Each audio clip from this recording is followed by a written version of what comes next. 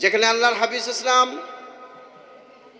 ওনার স্ত্রী উম্মাহাতুল মুমিনিন মা আয়েশা সিদ্দিকা রাদিয়াল্লাহু তাআলা আনহার সামনে উম্মে মাকতুম অন্ধ সাহাবী যখন সামনে আসলেন, যিনি সামনে আসলেন পুরুষ, উনি অন্ধ, আর উম্মাহাতুল মুমিনিন আয়েশা সিদ্দিকা রাদিয়াল্লাহু তাআলা আনহা চোখে দেখেন। আসার পর আল্লাহর হাবিব বললেন, পর্দা করো, পিছনে চলে যাও, পিছনের রুমে চলে যাও। মা আয়েশা সিদ্দিকা আরজ করলেন, ইয়া রাসূলুল্লাহ, উনি তো চোখে দেখেন না, উম্মে মাকতুম উনি চোখে দেখেন না। আল্লাহর হাবিব বললেন, উনি অন্ধ, তুমি তো অন্ধ নয়, সেই জন্য তোমার পর্দা করা জরুরি। মুআজ্জাজ মুহতারাম, আজকে আমাদের সমাজে যে বেপরোয়া হয়ে গিয়েছে ছেলে মেয়েদের অবস্থা, সেটা আর ইসলামিক জিন্দিগি নয়, সেটা শয়তানের পদাঙ্ক অনুসারীদের জিন্দিগিতে পরিণত হয়ে গিয়েছে, ঠিক কিনা বলে? কারণ এই সামান্য হায়াত, আমরা যদি প্রশ্ন করি, আমার বাবা দুনিয়াতে চলে গিয়েছে, আমি যদি আমাকে প্রশ্ন করা হয় আমার দাদার নাম কি, এতটুকু বলতে পারবো। এরপরে যদি প্রশ্ন করে আমার বড় আব্বার নাম কি, এতটুকু বলতে পারবো। আমাকে যদি প্রশ্ন করে আমার বড় আব্বা কি ছিলেন, নাম কি, আমরা এখানে কেউ তেমন কিছু বলতে পারবো? মুআজ্জাজ মুহতারাম, এই বাড়ি, এই ঘর, এই সহায় সম্পত্তির মালিক একসময় ওনারা ছিল। আজকে ওই নাম ইতিহাস থেকে মুছে গিয়েছে। আপনার আমার নাম ইতিহাস থেকে মুছে যাবে, আমাদের নাম ইতিহাসে থাকবে না একদিন। ওই কবরের জিন্দিগি যদি নূর আলা নূর, কবরের জিন্দিগি যদি আপনি আলোকিত করতে চান, আপনার সেই জিন্দিগির জন্য ইসলামের পরিপূর্ণ অনুসারী হতে হবে, ঠিক না বলে? আমরা দেখবেন চার দোকানে চা খেতে বসলে, পান করতে বসলে অনেক ভিআইপি পার্সন বাম হাতে চা পান করে, আছে না? বলেন না, মুসলমান না? তা আল্লাহ রাসূল নিষেধ করেন নাই বাম হাতে খাবার পান অথবা খাওয়ার জন্য, ঠিক না বলেন? তাহলে উচিত কি ছিল, একজন মুসলমানের সন্তান চায়ের দোকানে বসে, বাড়িতে বসে ডান হাতে চা পান করা, ঠিক কিনা বলেন? এখন আমি মুসলিম, কিন্তু আমি বাম হাতে চা পান করছি, তাহলে আমি কি ইসলামী রীতি অনুসরণ করছি? করি নাই। আল্লাহ তো বলেছেন তুমি অনুসরণ করো, পরিপূর্ণভাবে দাখিল হও, তুমি ইসলামের রীতিতে পরিপূর্ণভাবে প্রবেশ করো, সেটা যেন তোমার মন গড়া না হয়। মুআজ্জাজ মুহতারাম, জমিতে যাবেন, দেখবেন ধাক্কাইতে ধাক্কাইতে জমির অবস্থা বেহাল দশা। বাড়িতে দেখবেন যার শক্তি সামর্থ্য আছে, প্রতিবেশীর প্রতি জুলুম অত্যাচার। আল্লাহ সুবহানাহু ওয়া তাআলা কি বলেছেন, যে তোমার প্রতি তোমার প্রতিবেশীর সর্বোচ্চ হক রয়েছে। আল্লাহর হাবিব নির্দেশনা দিয়েছেন। আল্লাহর হাবিব সাল্লাল্লাহু আলাইহি ওয়াসাল্লাম বলেন, প্রতিবেশী সম্পর্কে আল্লাহ সুবহানাহু ওয়া তাআলা আমাকে এত পরিমাণে প্রতিবেশীর হক সম্পর্কে সচেতন করেছেন, আমার মনে হচ্ছে আমার ওয়ারিস বানিয়ে দিবে প্রতিবেশীদের। প্রতিবেশীর হক এমনভাবে আল্লাহর হাবিব গুরুত্ব দিয়ে বর্ণনা করেছেন। কোথায়? আজকে তো আমরা প্রতিবেশীর প্রতি সচেতন নয়। আমরা কুরবানির সময় একটা হক আদায় করি, কোনটা জানেন? নতুন একটা ফ্রিজ কিনছি, যে ফ্রিজটা বড়ে গোস্ত রাইখা দিই, ফ্রিজের হক আদায় করি, কিন্তু আমাদের পাড়া প্রতিবেশীর গরিব মিসকিনের হক আদায় করি না, ঠিক কিনা বলেন? সঠিক কিনা বলেন? কার হক আদায় করি? ওই ফ্রিজের হক আদায় করি। আমাদের গরিব মিসকিন, এতিম, অসহায়, বিধবা যারা কুরবানি দেয় নাই, তাদের হক আদায় করি না।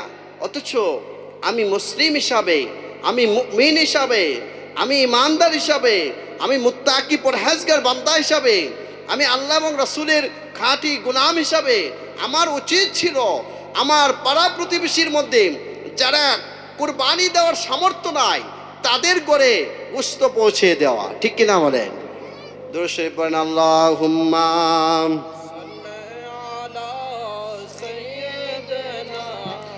মাওলানা মুহাম্মদ ওয়া আলা আলি সাইয়্যিদিনা মাওলানা মুহাম্মদ।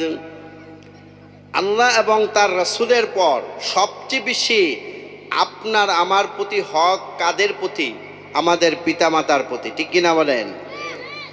এখন আমি ঢাকা শহরে থাকলাম, বিভিন্ন শহরে আমার ছেলে মেয়ে স্ত্রী পুত্র নিয়ে আরাম আয়েশে থাকলাম। গ্রামের বাড়িতে আমার মা বাবা, বৃদ্ধ বৃদ্ধা মা বাবা অসহায়, ঈদের সময় কুরবানির সময় কুরবানি দিতে পারছে না। কিন্তু যেই মা একদিন আমি সন্তানের মুখে ঈদের দিন কুরবানি করে গোশত পাকায়া আমি সন্তানকে আগে সর্বপ্রথম খাবারের ব্যবস্থা করেছিল, কাপড়ের ব্যবস্থা করেছিল, সব কিছুর ব্যবস্থা করেছিল, ওই মা আজকে অসহায়, বাবা আজকে অসহায়, কুরবানি দিতে পারছে না, বাড়িতে খবর নাই, আমি শহরে থাকি। এখন আমি মসজিদের প্রথম কাতারে গিয়ে যদি নামাজ পড়ি, আল্লাহ সুবহানাহু ওয়া তাআলা যে মায়ের প্রতি আমার হক বলেছেন, যে বাবার প্রতি আমার হক বলেছেন, ওই হক যদি আদায় না করি তাহলে আমার নামাজ রোজা আল্লাহর দরবারে কতটুকু কবুল হবে? ঠিক কিনা বলেন? তাহলে আমার নামাজ একদিক দিয়ে আদায় করেছি, অপর দিক দিয়ে পিতামাতার ব্যাপারে উদাসীন, হক আদায় না করার কারণে আমি কিন্তু ইসলামে পরিপূর্ণ রূপে প্রবেশ করি নাই। ঠিক কিনা বলেন? আমার আলোচনার মূল বিষয়টা এটাই বোঝাতে চাচ্ছি যে আমি ইসলাম ধর্মের অনুসারী হিসাবে আমার মন গড়া কোনো কথা চলবে না, আমার মন গড়া কোনো কাজ চলবে না।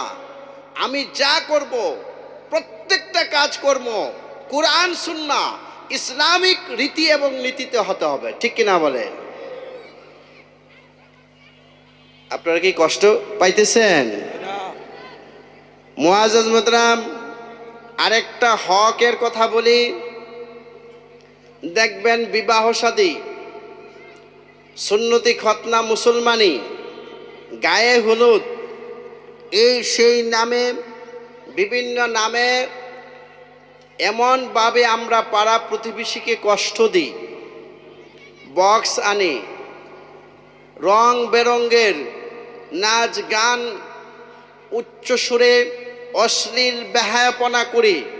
আমার পাশের বাড়ির নামাজি বান্দা এশারের নামাজের পর আর ঘুমাতে পারছে না, আপনার সেই আওয়াজে আল্লাহ সুবহানাহু ওয়া তাআলার কাঠগড়ায় আপনাকে কিন্তু জবাব দিতে হবে। ঠিক কি না বলেন?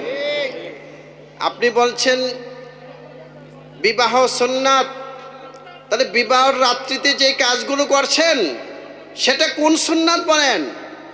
ওই কর্মগুলোর কারণে আপনার সুন্নত কি আর থাকবে?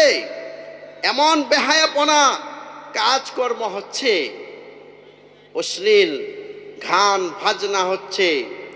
আপনার এই গান বাজনার কারণে আপনার ইসলামে যে আপনি পরিপূর্ণ প্রবেশ করার কথা আল্লাহ সুবহানাহু ওয়া তাআলা বলেছেন, আপনি মুসলিম হিসাবে আপনার এই সুন্নতি বিবাহের মধ্যে, সুন্নতি খতনার মধ্যে এমনভাবে বেহায়াপনা ঢুকে গিয়েছে, আর সুন্নতের অস্তিত্ব নাই। ঠিক কিনা বলেন? মুআজ্জাজ মুহতারাম, প্রত্যেকটা জিনিসের সুন্নাত রয়েছে, প্রত্যেকটা জিনিসের ইসলামিক রীতিনীতি আছে।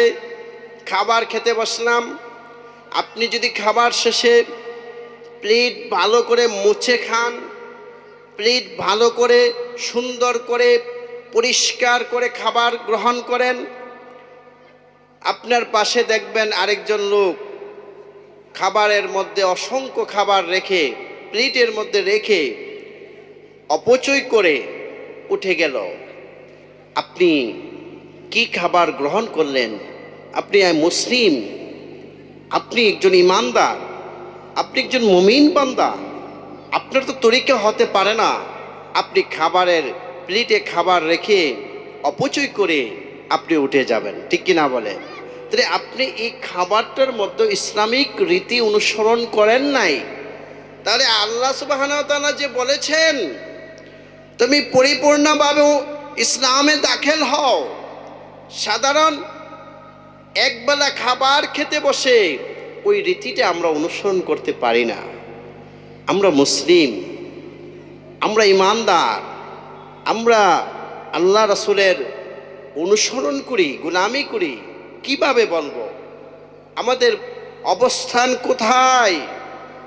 আমরা নামে মুসলমান, আমাদের কর্মে মুসলিম হতে পারছি না, ঠিক কিনা বলেন?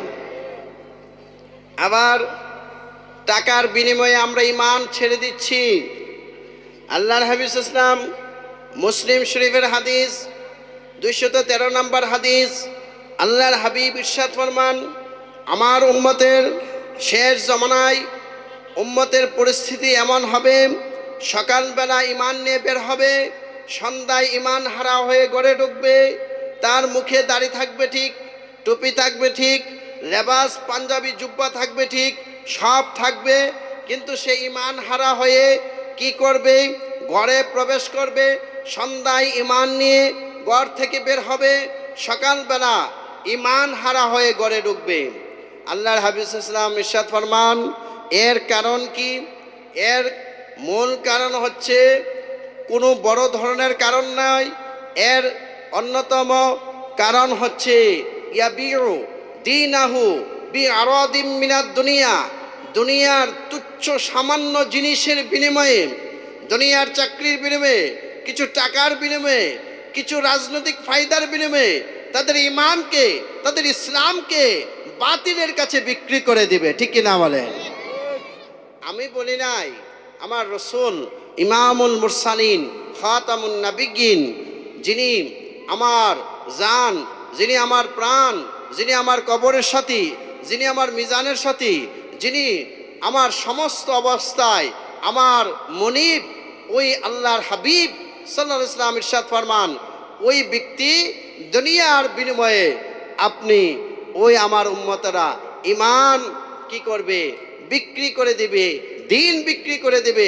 এখন এর উজ্জ্বল দৃষ্টান্ত, উত্তম দৃষ্টান্ত এই বাংলাদেশের মধ্যে চলতেছে, ঠিক কিনা বলে?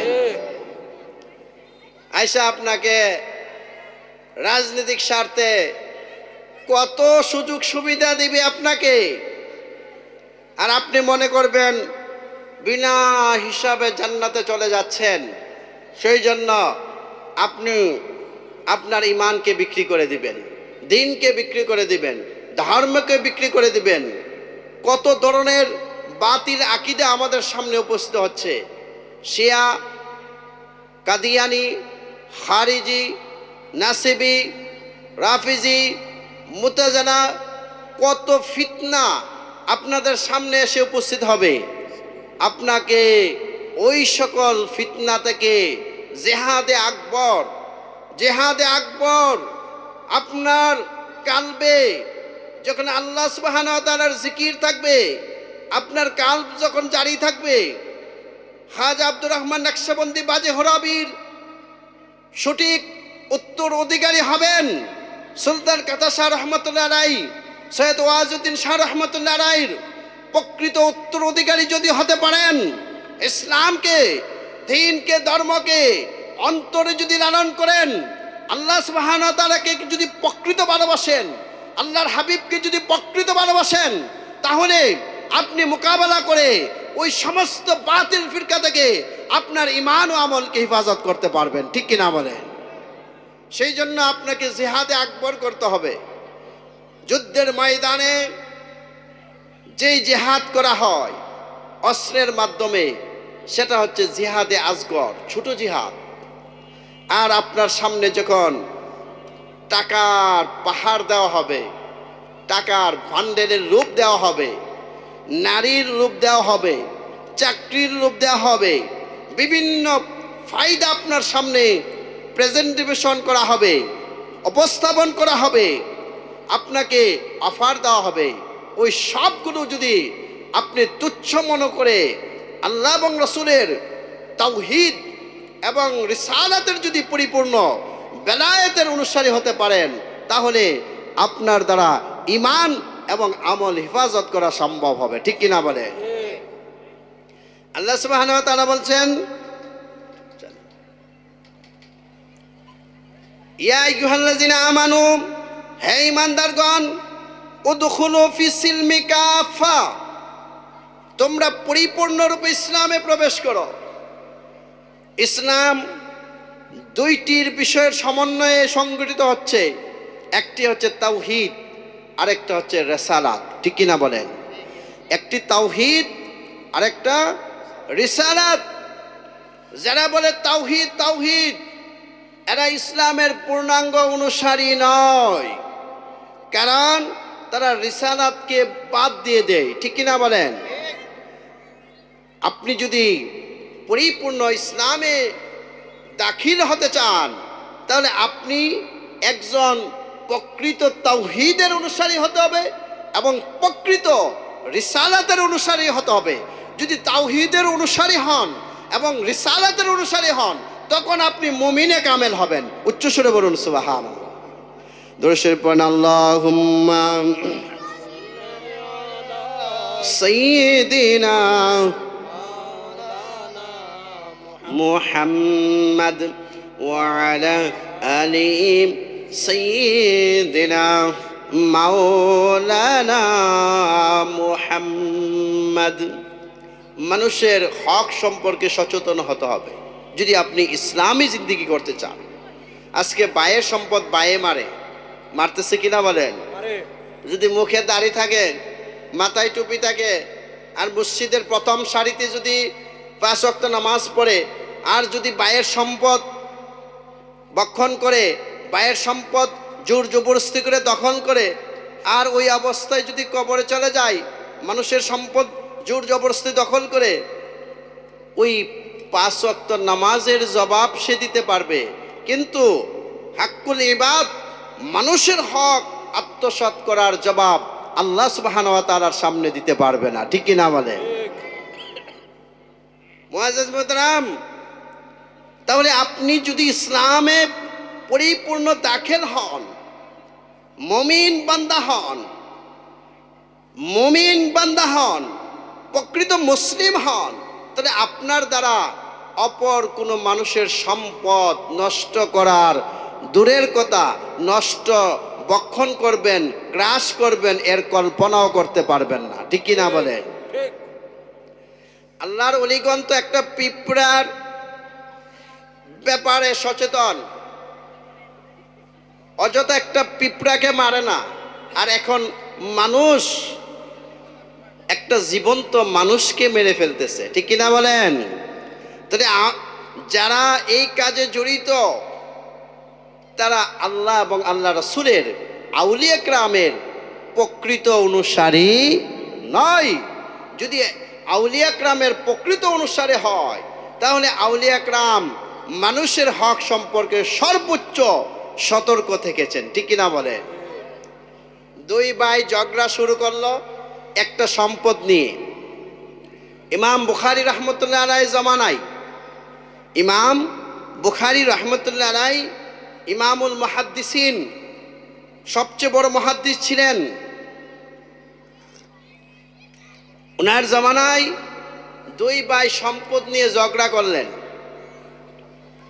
তো দুজন সিদ্ধান্ত নিলেন, এর ফায়সালা করবেন ইমাম বুখারী রহমতুল্লাহ আলাইহি থেকে। 2 জন গেলেন, আগে মাটির কলস দিয়ে পানি বহন করত। ঠিক কিনা বলেন? পানি নিত মাটির কলস দিয়ে। তো উনি গেলেন, 2 ভাই গিয়ে দেখলেন ইমাম বুখারী রহমতুল্লাহ আলাইহির সাথে সাক্ষাৎ হলো। উনার মাথায় একটা মাটির কলস, পানি এক জায়গা থেকে পানি নিতেছেন। তো দেখা গেল, বলতেছেন, হুজুর আপনার কাছে এসেছি, আমাদের 2 ভাইয়ের সম্পদ নিয়ে একটা ঝামেলা হয়েছে, এটার দ্বন্দ্ব মিটানোর জন্য। হুজুর দয়া করে আপনি মাটির কলসটা নিচে রাখুন আর আমাদের বিষয়ে আপনি ফায়সালা করুন। ইমাম বুখারী রহমতুল্লাহ আলাইহি বললেন নিচে রাখা যাবে না। বললেন কেন? ওনারা জানতে চাইলেন হুজুর কেন নিচে রাখা যাবে না, আপনার তো কষ্ট হইতেছে। উনি বললেন কষ্ট হলেও নিচে রাখা যাবে না।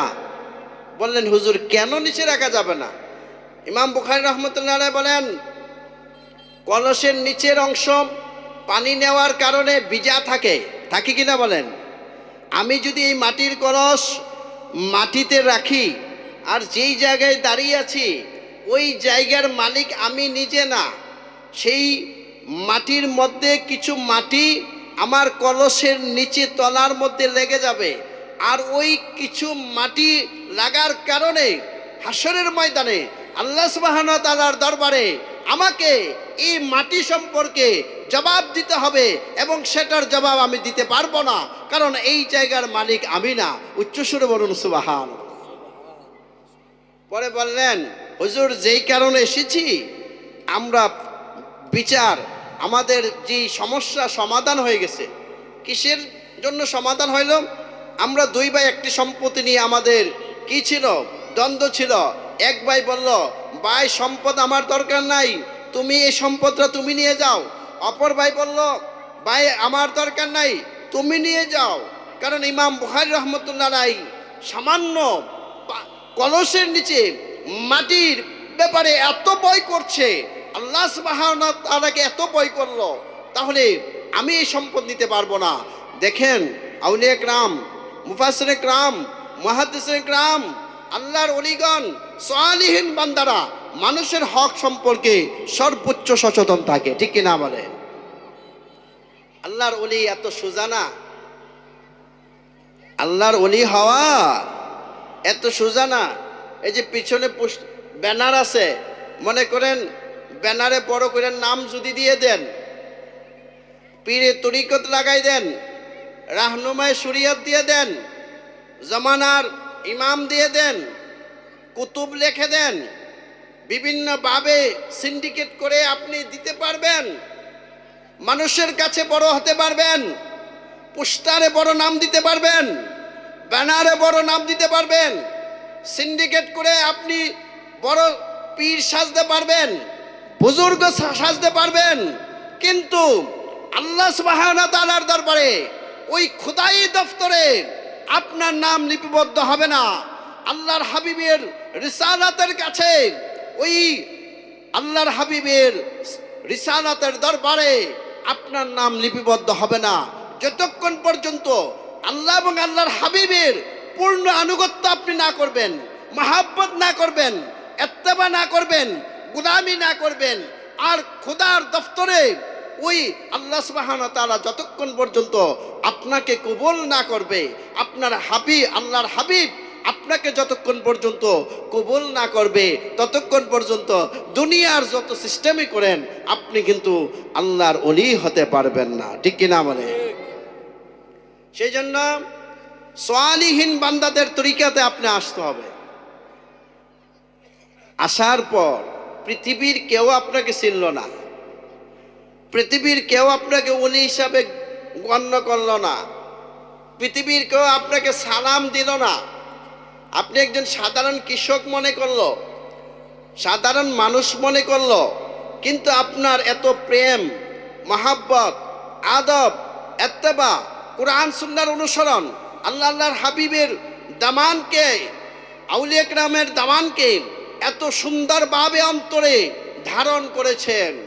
আপনি আল্লাহর মাহবুব, আল্লাহ সুবহানাহু ওয়া তাআলার খোদাই দফতরে আপনার নাম যদি লেখা হয়ে যায়, আল্লাহর হাবিবের দরবারে গোলামির দফতরে যদি নাম লেখা হয়ে যায়, পৃথিবীর কোথাও আপনাকে সম্মান দিল না, কেউ আপনাকে সালাম দিল না, একটা জঙ্গলে নির্জন অবস্থায় আপনার যদি শেষ নিঃশ্বাস হয়ে যায়, পৃথিবীর কোনো মানুষ যদিও আপনার সম্পর্কে জানলো না, কিন্তু আপনি একজন ইনসানে কামেল হওয়ার কারণে আপনার কবর, হাসর, মিজান, পুলসিরাত, এমনকি হাসরের ময়দানে আপনি বহুত মুমিন মুসলমানকে সুপারিশ করে শাফায়াত করে আপনার উসিলায় জান্নাতে নিয়ে যেতে পারবে। উচ্চস্বরে বলুন সুবহানাল্লাহ। সুতরাং দুনিয়ার নাম দাম কামানোর চিন্তা পিছনে রেখে আল্লাহ এবং রসুলের সন্তুষ্টির চিন্তা আমাদের সামনে থাকতে হবে, ঠিক কিনা বলেন? আপনারা কষ্ট পাইতেছেন? মুআজ্জাজ মুহতারাম, প্রত্যেকটা জিনিসে সহি নিয়ত করতে হবে। আমাদের নিয়তের মধ্যে ত্রুটি আছে, নিয়তের মধ্যে ত্রুটি আছে। আমরা কোরআন সুন্নাহকে অন্তরে ধারণ করতে পারি না, আমরা ধারণ করি দুনিয়ার বাহবা। এই কাজটা যদি করি ইমুকে আমাকে ভালো বলবে, শেষ শেষ, এখানেই শেষ। হজ যদি করি মানুষ আমরা হাজি সাহেব কইব, শেষ। দাড়ি যদি রাখি মানুষ আমার ভালো কইব, পাগড়ি যদি পরি মানুষ আমাকে প্রশংসা করব, এটা যদি করি এই হবে, ওইখানেই শেষ। দাড়ি রাখার উদ্দেশ্যে আল্লাহ এবং রাসূলের সন্তুষ্টির জন্য, টুপি পরার উদ্দেশ্য আল্লাহ এবং রাসূলের সন্তুষ্টির জন্য, জুব্বা পরার পিছনে উদ্দেশ্য আল্লাহ এবং রাসূলের সন্তুষ্টির জন্য, নামাজ পড়ার উদ্দেশ্য আল্লাহ এবং রাসূলের সন্তুষ্টির জন্য, রোজা রাখা উদ্দেশ্য আল্লাহ এবং রাসূলের সন্তুষ্টির জন্য, স্বামীর খেদমত করা উদ্দেশ্য আল্লাহ এবং রাসূলের সন্তুষ্টির জন্য, আলেমদের ইজ্জত করা উদ্দেশ্য আল্লাহ এবং রাসূলের সন্তুষ্টির জন্য। প্রতিটি কাজ জিন্দেগিতে যত নেক কাজ করব, প্রতিটি নেক কাজ আল্লাহ এবং রাসূলের সন্তুষ্টির জন্য করতে হবে, ঠিক কিনা বলে? আচ্ছা আসুক না, কই আছে? তো এখানে আসলে স্লোগান হবে। বলেন, আলোচনার মধ্যে কোনো বক্তার নাম বলা যায় না, যদি উনি আসে তখন বলতে হবে, কারণ দাওয়াত দিছে তো অবশ্যই আসবে। দাওয়াত দিছে আসবে না? তাহলে আসার পরে যখন স্টেজে আসবে তখন স্লোগান দেওয়া হবে। এই জন্য আলোচনার মধ্যে সবাই তো আসবে, সময় হইলে টোকেন দিবেন বা বলবেন যে উনি আসতেছে, আলোচনা সংক্ষিপ্ত হবে, ঠিক আছে না? সিস্টেম আছে। কোরআন সুন্নাহর আলোচনা হচ্ছে, যিনি আসবে আসার পরে স্লোগান হবে, ঠিক আছে না? হ্যাঁ, দুশে পড় আল্লাহুম্মা সাল্লি আলা সাইয়্যিদিনা মাওলানা মুহাম্মদ ওয়া আলা আলি সাইয়্যিদিনা মাওলানা মুহাম্মদ। আজকে যে আমরা মাহফিলে এসেছি, আমাদের আমল নামায় যদি কিছু সওয়াব লিখতে চাই, তাহলে আমাদের প্রথম নেক উদ্দেশ্য, আমাদের নিয়ত থাকবে আমি এই মাহফিলে যাচ্ছি এবং মাহফিল থেকে ফিরা পর্যন্ত আল্লাহ এবং রাসূলের সন্তুষ্টির জন্য দ্বীনের কিছু ইলম, দ্বীনের কিছু জ্ঞান, দ্বীনের কিছু ধর্মের কিছু, ইসলামের কিছু, সুন্নিয়তের কিছু তরিকা, এইগুলো শিখার উদ্দেশ্যে আল্লাহ এবং রাসূলের সন্তুষ্টির জন্য আমরা মাহফিলে যাচ্ছি, ঠিক কিনা বলেন? এর ব্যতিক্রম যদি উদ্দেশ্য থাকে, আপনি মাহফিলে আসবেন ঠিক, কিন্তু আপনার আমলনামায় সওয়াব লেখা হবে না। আপনি কাবা শরীফে যাবেন, কিন্তু আপনার আমলনামায় লেখা হবে না। যদি আপনার উদ্দেশ্য থাকে, মানুষ ডাক দিবে, হাজী সাহেব আসেন না, একটা চা খান, হাজী সাহেব কেমন আছেন? অথবা আই হাই রে, এত টাকা পয়সা হইল, মানুষ তো বিআইকে হজ করেন নাকি রে, আপনার তো টাকা পয়সার অভাব নাই। দোকানে গেলে জিগা, বিভিন্ন বাজারে গেলে জিজ্ঞাসা করে কেউ, মিয়া সাহেব কোন সময় হজ করবেন? আহারে জ্বালা যন্ত্রণা পড়ছি, হজটা কইরই নাই। সওয়াব লেখা হবে? উদ্দেশ্য থাকতে হবে। আমি হজ করছি, আল্লাহ এবং রাসূলের সন্তুষ্টির জন্য, ঠিক কিনা বলেন? প্রতিটি কর্মে, প্রতিটি কাজ নেক নিয়ত থাকতে হবে। আমাদের নিয়তের মধ্যেই তো গরমিল, আমাদের নিয়তের মধ্যে অনেক গরমিল। সেই জন্য আমরা কাজ করি, নেক ইবাদত করি, কিন্তু ওই ইবাদতের পরিপূর্ণ যাজা আমরা পাবো না। কারণ আমাদের ইবাদতের মধ্যে, আমাদের শুরুতে আমাদের নিয়তের মধ্যে সমস্যা ছিল, ঠিক কিনা বলেন? মুআজ্জাজ মোহতারাম, আমার আলোচনা সংক্ষিপ্ত করছি। আমার পরবর্তী বক্তা উনি কিছুক্ষণের মধ্যে আসবেন। আমি যেই কথাটা বলতেছিলাম, আপনাকে ইসলাম ধর্মে পরিপূর্ণ রূপে প্রবেশ করতে হবে। সেটা আল্লাহ সুবহানাহু ওয়া তাআলার ফয়সালা। আপনি আমি মন গড়া জিন্দেগি হবে না। জুমার দিন আল্লাহ সুবহানাহু ওয়া তাআলার বিধান, জুমার আজান হওয়ার পর সমস্ত কাজকর্ম ছেড়ে মসজিদে যেতে হবে, জুমার নামাজে অংশগ্রহণ করতে হবে। পুরুষ যাদের উপর জুমার নামাজ ফরজ।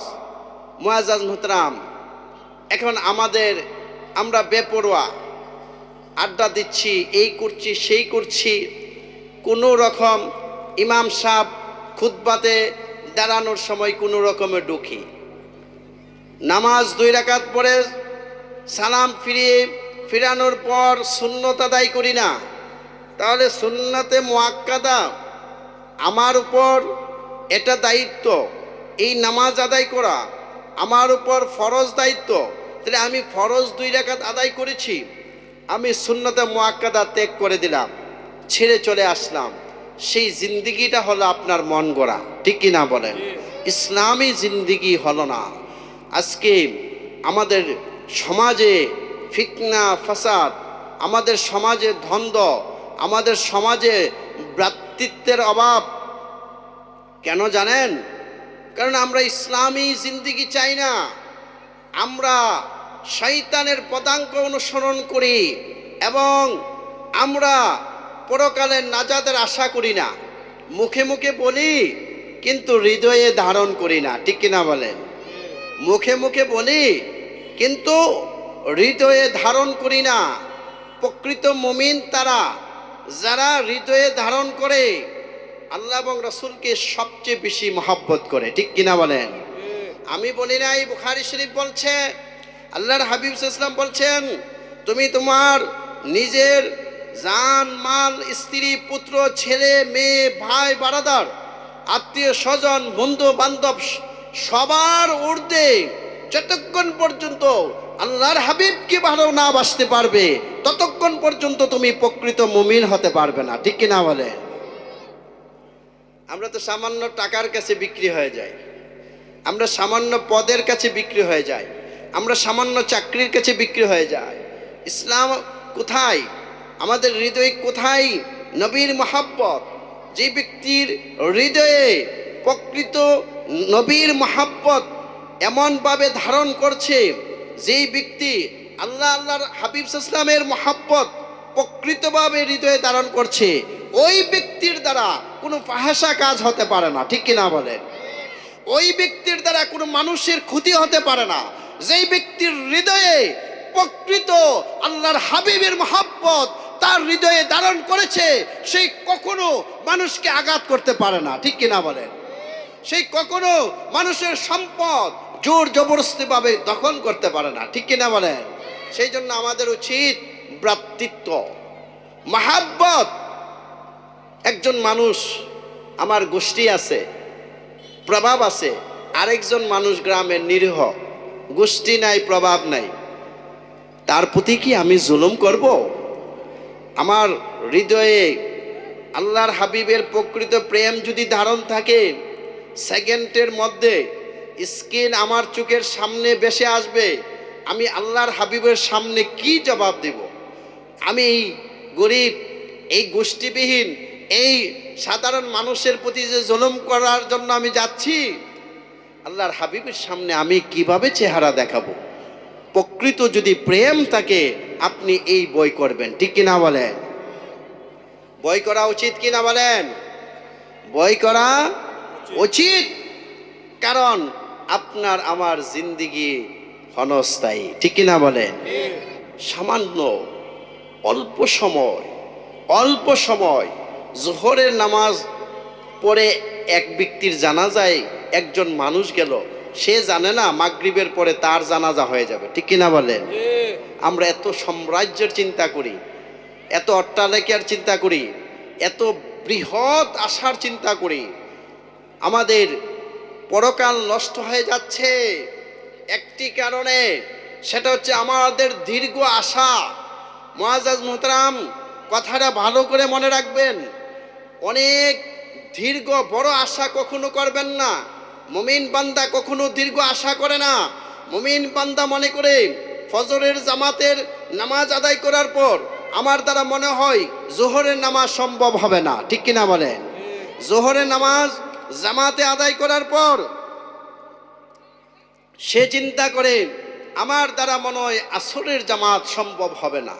তাহলে যদি এই চিন্তা ওই মুমিন বান্দার হৃদয়ে থাকে, সেই বান্দা কখনো এই দেশের রাষ্ট্রীয় সম্পদ অনেকের নামে দেখা যায় হাজার হাজার কোটি টাকার মামলা, হাজার হাজার কোটি টাকা আত্মসাৎ করছে, ওই ব্যক্তি কখনো আত্মসাৎ করতে পারে না রাষ্ট্রীয় একটি টাকা, যেই ব্যক্তি তার মৃত্যু অতি নিকটে মনে করে, ঠিক কিনা বলে? মুআজ্জাজ মুহতারাম, এই ক্ষণস্থায়ী জিন্দেগিতে যদি আপনি দীর্ঘ আশা করেন, আপনি কিন্তু বড় ভুল করবেন, আপনি কিন্তু বড় ক্ষতিগ্রস্ত হবেন। এই ক্ষতিগ্রস্তের খেসারত আপনাকে দিতে হবে, ঠিক কিনা বলেন? এই ক্ষতিগ্রস্তের খেসারত আমি যদি করি আমাকে দিতে হবে।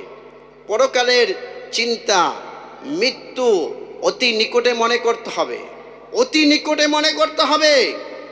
আপনার জিন্দেগির পরিসমাপ্ত যে কোনো সময়ে আমার জিন্দেগির সিলমোহর লেগে যেতে পারে, কারণ ওইটা নির্দিষ্ট সময় আমরা জানি না, ঠিক কিনা বলেন? সেই জন্য সন্তান তার পিতামাতার প্রতি যত্নবান হবেন, কখনো বদ মেজাজি সুলভ আচরণ করবেন না। সাবধান করে দিলাম ভয়াবহ কবরের আযাব।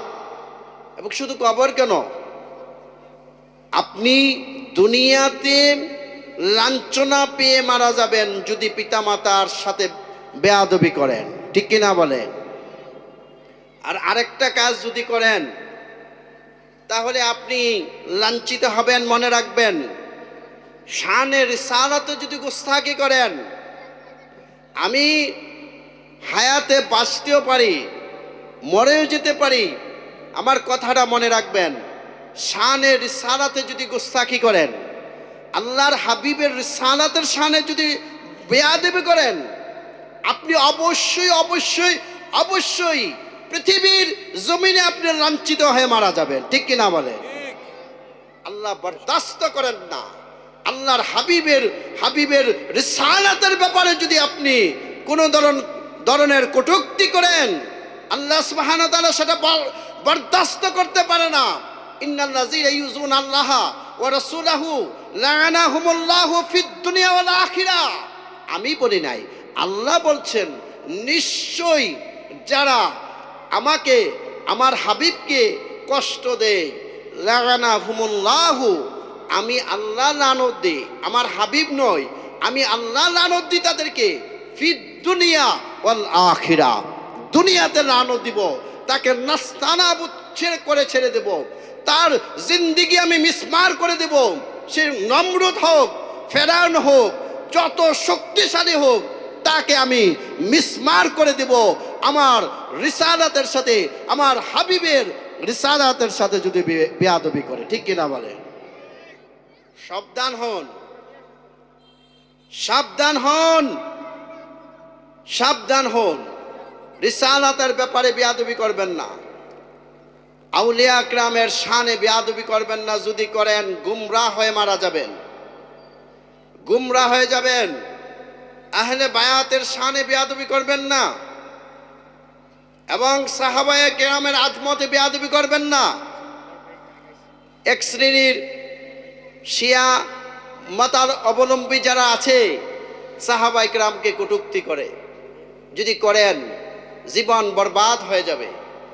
পবিত্র আহলে বায়াত আতহার ইমামে আলী মাকাম, ইমাম হাসান, ইমামে আলী মাকাম, ইমাম হুসাইন, হজরত সঈদনা ফাতিমাত জোহরা, হজরত মাওলা আলী শের খুদা মুশকিল কুশা, আহলে বায়াত আতহারের শানে যদি আপনি বেয়াদবি করেন, আপনি লাঞ্ছিত অপমানিত হবেন, ঈমান হারা হয়ে কবরে যাবেন। আল্লাহর শানে যদি গুস্তাখি করেন, কোরআনের শানে যদি গুস্তাখি করেন, রিসালাতের শানে যদি গুস্তাখি করেন, সুন্নাহর শানে যদি গুস্তাখি করেন, যদি আল্লাহ এবং আল্লাহর রসুলের বিধানে যদি গুস্তাখি করেন, আপনি লাঞ্ছিত হবেন, অপমানিত হবেন। ঠিক কিনা বলেন? আমরা অনেকে আছি নামাজ নিয়ে কটূক্তি করি, মাসালাটা বলে যাই, আপনি নামাজ পড়েন না, আপনি নামাজ তরকের কারণে আপনার আমল নামায় কবিরা গুনাহ লেখা হবে। ঠিক কিনা বলেন? নামাজ যদি না পড়েন কবিরা গুনাহ লেখা হবে। আর নামাজকে যদি অ্যাঙ্কার করেন, যেমন নামাজ পড়া কেডা কি করছে, একজন নামাজি লোক যাইতেছে, বন্ধু মানুষ মজা করলেন, নামাজ পড়া কেডা কি করছে, নামাজকে কটূক্তি করলেন, কুফরি হবে, কাফের হয়ে যাবেন। নামাজ পড়ছেন না, গুনাহগার, আল্লাহর কাছে ক্ষমা চাইবেন, ক্ষমা করে দিবে। কিন্তু নামাজকে কটূক্তি করেছেন, আপনার কুফরি হবে। রোজা রাখেন নাই, কবিরা গুনাহ হবে। রোজাকে যদি কটূক্তি করেন কুফরি হবে, কাফের হবে। ইসলামের বিধিবিধান, ফরজ ওয়াজিব যেগুলো মৌলিক বিষয়, যদি তা আদায় না করেন আপনার আমল নামায় কবিরা গুনাহ লেখা হবে। যদি কটূক্তি করেন তাহলে আপনি কাফের হবেন। পার্থক্য আছে কিনা বলেন? এই জন্য তো আল্লাহর হাবিব বলেছেন, এলেম শিক্ষা গ্রহণ করো, এলমে দ্বীন শিক্ষা গ্রহণ করো। আপনি মজার ছলে কটূক্তি করছেন, সেটাও কুফরি হবে। মজার ছলে কটূক্তি করছেন, সেটাও কুফরি হবে, আপনি কাফের হয়ে যাবেন। আপনি স্ত্রীকে 3 তালাক দিলেন, আপনি জানেন না, আপনার অন্তরে ইচ্ছা নাই, বা আপনি রাগ করে দিছেন, তালাক হয়ে যাবে। আবার হুজুরের কাছে গিয়ে কান্নাকাটি করেন, হুজুর বিয়াটা পড়াই দেন। আপনাকে বিবাহের আগে তালাকের মাসালা শিক্ষা গ্রহণ করা আপনার জন্য ফরজ। ঠিক কিনা বলেন? মানে আপনার স্ত্রীর সাথে আপনার জানা হবে। আপনি যদি তালাকের মাসালা না জানেন, আপনার আপন স্ত্রীর সাথে আপনার জানা হবে, তাহলে আপনার তালাকের মাসালা শিক্ষা গ্রহণ করা আপনার জন্য ফরজ। ঠিক কিনা বলেন? মুআজ্জাজ মোহতারাম, আবার লোভী আলেম ওলামা আছে, মাথার তালু থেকে পায়ের তালু পর্যন্ত লোভ লালসা ভরপুর। টাকার বিনিময়ে ওই তালাক হয়ে যায়, টাকা দিলে আবার বিয়া পড়ায় দেয়। আছে কিনা বলেন? জবাব দিতে হবে কিনা বলেন? মানুষের কাছে না দেন, যিনি আপনার খালেক সৃষ্টিকর্তার দরবারে আল্লাহ সুবহানাহু ওয়া তাআলার কাঠগড়ায় আপনি কি করতে হবে? জবাব দিতে হবে। সেই জন্য আমি যে আয়াতে কারিমা পেশ করেছি আপনাদের সামনে, যে আপনি ইসলামে প্রবেশ করবেন পরিপূর্ণরূপে, মন গড়া নয়, মন গড়া নয়। এই জন্য আমাদের উচিত আমরা আল্লাহ এবং আল্লাহ রাসূলের বিধান মতে জীবন পরিচালনা করা। ঠিক কিনা বলেন? আমাদের মন গড়া জিন্দেগি হবে না। আজকে হজরত খাজা আব্দুর রহমান নকশবন্দি রহমতুল্লাহ আলাইহি এই কথাটা বলে আলোচনা শেষের দিকে যাচ্ছি। উনি মনে করেন জমিদার ছিল, ছিল না? কি ছিল? জমিদার ছিল, জমিদার ছিল। আপনারা জানেন না? অনেকেই জানেন না। এই গ্রামের যারা জানেন, হজরত জিনার নামে উরুস মুবারক ৭৬তম আব্দুর রহমান নকশবন্দি বাজি হুরাবি রহমতুল্লাহ আলাইহি, উনি জমিদার ছিলেন, হিন্দু জমিদার।